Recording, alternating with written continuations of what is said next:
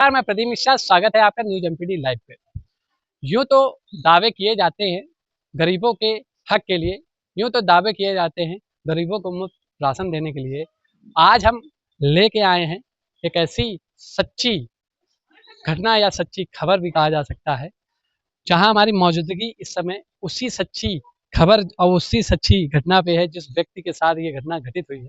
मैं उसी के घर पे उपस्थित हूँ और वो घर भी किराए का घर है। जी हाँ, वो घर भी किराए का घर है। वो घर की स्थिति हम पहले आपको दिखाना चाहेंगे, उसके बाद हम आपको बताएंगे कि विभागों विभागों की लापरवाही से इस सरकार को किस तरीके से पलीता लगाया जा रहा है और उस विभागों की लापरवाही के चक्कर में एक गरीब के ऊपर, एक प्राइवेट नौकरी करने वाले गार्ड के ऊपर क्या बीत रही है, यह हम उसकी कहानी, उसकी जवानी सुनेंगे। लेकिन उससे पहले आप देखिए, ये किराए का भी, ये मकान भी किराए का है और किस तरीके की यहाँ की स्थिति है इस मकान की, आप देख सकते हैं हमारे कैमरामैन में। और आपको हम दिखाएंगे, अब उस पीड़ित से बात करेंगे जिनका नाम है ओम जी शुक्ला। और देखिए, इस जो किराए का मकान भी है, वहाँ पे स्थितियां ऐसी हैं कि आपको सोचने को मजबूर कर दे कि ये अपने 2 वक्त की रोटी किस तरीके से कमाता होगा। लेकिन उससे भी ज़्यादा आपको सोचने पे वो चीज़ मजबूर करेगी कि जो 2 वक्त की रोटी ना कमा पाए, उसके यहाँ करोड़ों का जीएसटी टैक्स का नोटिस आ जाता है। जी हाँ, करोड़ों का जीएसटी टैक्स का नोटिस उस गार्ड के यहाँ आ गया जिसके यहाँ 2 वक्त की रोटी भी कमाना उसको खुद जाना पड़ता है और किराए पे रह रहा है। आइए सारी घटना हम उनसे सुनेंगे और ये भी जानेंगे कि अब तक की उन्होंने क्या-क्या जगह, किस-किस जगह या किसने इनकी मदद की या फिर कहाँ-कहाँ अपनी बात को रखा। हाँ, शुक्ला जी।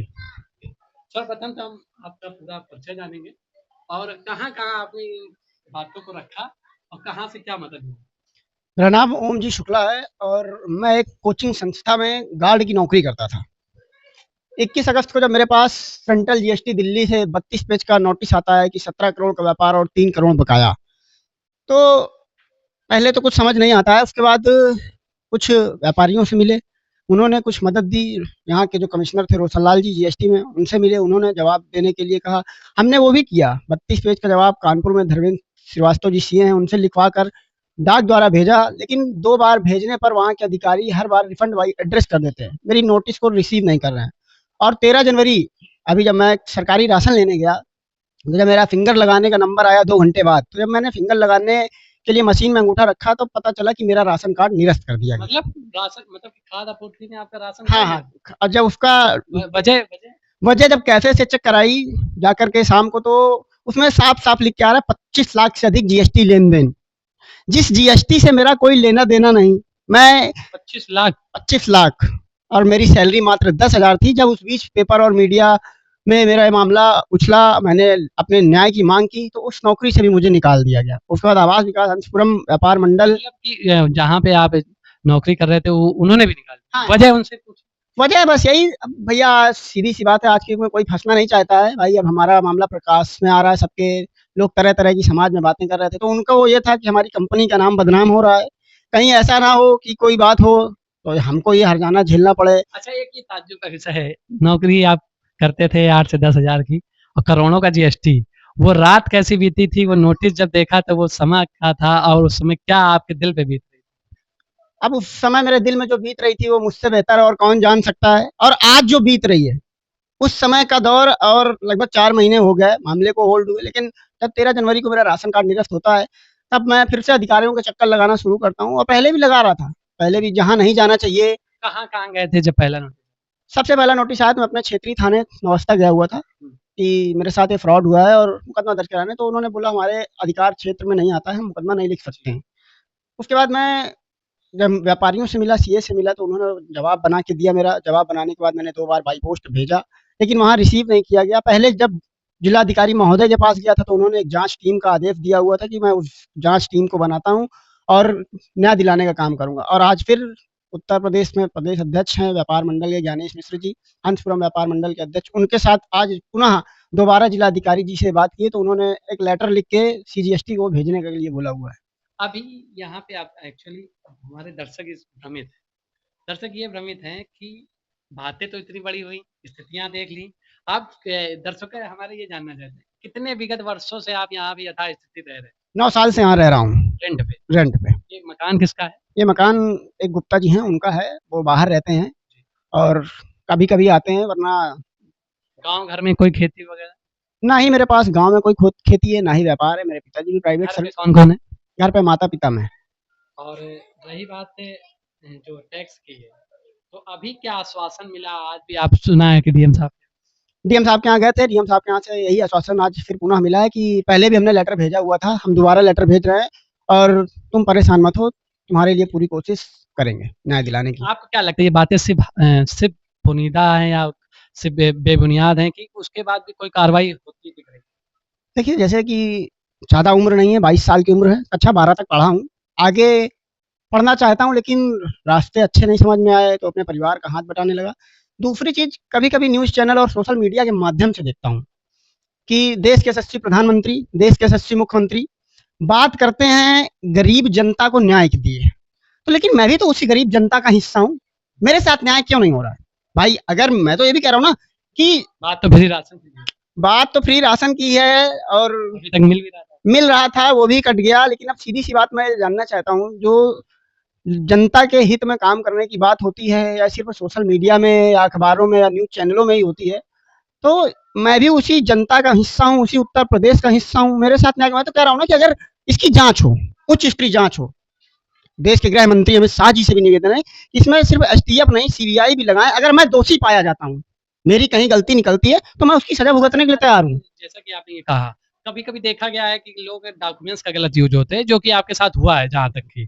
तो कभी ऐसा कुछ हुआ है कि आपने किसी को डॉक्यूमेंट्स दिए हों या फिर किसी को दिया हो? देखिए, मैंने ऐसा तो आज तक कभी किसी को नहीं, अपनी जानकारी में नहीं दिया। बाकी लोगों के मुँह से बातें सुनता हूँ कि एक डॉक्यूमेंट्स का क्लोन भी बन जाता है। तो अगर किसी ने क्लोन बना के मेरे साथ ये फ्रॉड किया है, वो मेरा अपना हो या कोई बाहरी हो, जो भी हो, जिसने मेरे साथ ये 2 नंबर का घटिया काम करके मेरा जीना दुश्वार किया हुआ है लगभग 4 महीनों से, उसके ऊपर कड़ी से कड़ी सज़ा हो, उसको कड़ी से कड़ी कार्रवाई हो। अच्छा, सुनने में ये भी आया जब आपका मामला प्रचलित हुआ कि आप नौकरी तो करते थे, समाज सेवा भी करते थे, बड़ा राजनीति में भी एक्टिव थे। कहीं न कहीं कोई कारण हो सकता है क्या इसका? कोई जनप्रतिनिधि आपसे सहयोग में आया, अगर आपने किसी का झंडा उठाया होगा, उन्होंने कोई सहयोग? झंडा कहते हुए बहुत शर्म आ रही है खुद के ऊपर भी और उन लोगों के ऊपर भी जिनका मैंने झंडा उठाया। लगभग आज 21 अगस्त से लेके 2 दिन बाद 21 जनवरी हो जाएगी, 5 महीने हो जाएँगे। लेकिन आज तक वर्तमान समय में भी गौरक्षा का जिला अध्यक्ष हूँ, बेजुबानों की सहायता करता हूँ, कभी कोई सपोर्ट नहीं करता है। खुद जो कमाता हूँ, उस सैलरी से गायों की सेवा करता हूँ, कुछ सरकारी उपचार जो मिल जाते हैं पशुपालन विभाग के द्वारा, उनके सहयोग से। लेकिन जिस पार्टी का मैं विगत 9 वर्षों से कार्यकर्ता रहा, जिस पार्टी का मैं विगत 9 वर्षों से कार्यकर्ता रहा, उस पार्टी का नाम भारतीय जनता पार्टी है। लेकिन आज तक मेरे क्षेत्र के जो जनप्रतिनिधि, हर पार्टी के जनप्रतिनिधि हैं, खास करके, लेकिन मैं सब पार्टियों को शामिल नहीं करूँगा। मैं जिस पार्टी का कार्यकर्ता था, 9 साल से मैं लगातार भारतीय जनता पार्टी का कार्यकर्ता था। जब मेरी वोट डालने की भी उम्र नहीं थी, तब भी मैं एक समर्थक के तौर पर उस पार्टी को सपोर्ट करता था। लेकिन आज तक भारतीय जनता पार्टी का कोई संगठन का पदाधिकारी, बड़े से बड़ा नेता आकर के चला जाता है, अखबारों में, मीडिया में, नेशनल लेवल पे मेरा मामला हाईलाइट हुआ, लेकिन आज तक संगठन का कोई पदाधिकारी या कोई जनप्रतिनिधि आज तक मेरे हालचाल लेने नहीं आया कि तुम परेशान मत हो, हम तुम्हारे साथ हैं। बात इस सरकार में गरीबों के हित के लिए होती है, उससे कितना सहमत? भैया 0%। अगर मुझसे कोई नंबर मांगे कि 10 में आप कितने नंबर देना चाहेंगे, तो मैं 0 नंबर दूंगा, क्योंकि मैं भी उसी जनता का हिस्सा हूँ, आगे भी उसी जनता का हिस्सा रहूंगा। समाज सेवा कार्यकर्ता भी रहे हैं आप, उसके बाद आपके साथ अगर भैया, ये यहाँ सिर्फ कार्यकर्ताओं का शोषण होता है, मैं स्वयं भुगत रहा हूँ, तो मुझे आज ये चीज़ एहसास हो रही है। क्या कहना चाहेंगे?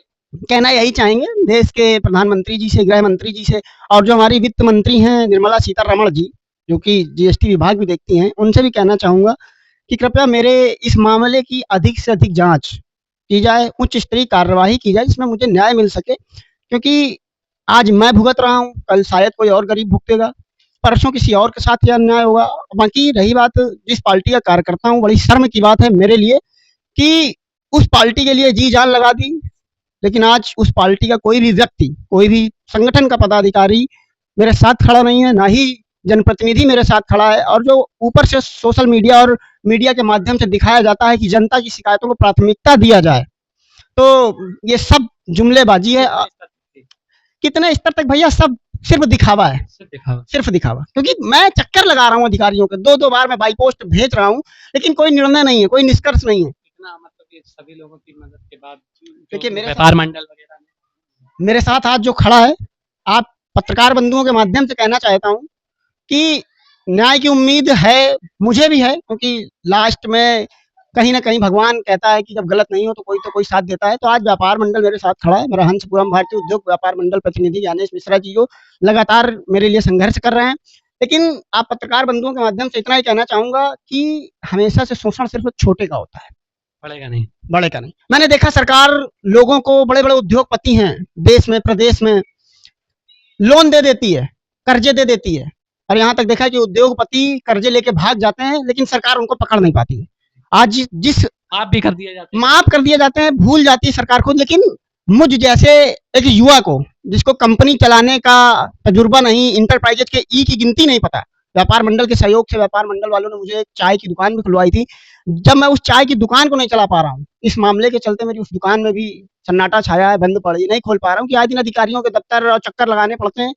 लेकिन सिर्फ इतना ही कहना चाहता हूँ कि ये जितना दिखावा सोशल मीडिया और अखबारों में होता है कि जनता की शिकायतों में प्राथमिकता, आज उसके साथ न्याय हुआ, आज उसके साथ न्याय हुआ, कुछ नहीं, सिर्फ दिखावा। परसों मैं आज तक चैनल में न्यूज देख रहा था, गाजियाबाद में 100 करोड़ की जीएसटी पकड़ी गई थी एसटीएफ के द्वारा। तो मैं चाहता हूं कि जब वो जीएसटी पकड़ी जा सकती है फ्रॉड की, तो मेरे पास तो हर उस फर्म के मेरे पास पेपर है, नाम है, तो क्या ये लोग नहीं पकड़े जा सकते हैं? तो मैं लगभग कितने करोड़ का 17 करोड़ का व्यापार दिखाया गया था। नोटिस कितने करोड़ 3 करोड़ टैक्स की नोटिस थी जो बकाया है, वो भरने के लिए मुझे पोस्ट द्वारा नोटिस मिला था।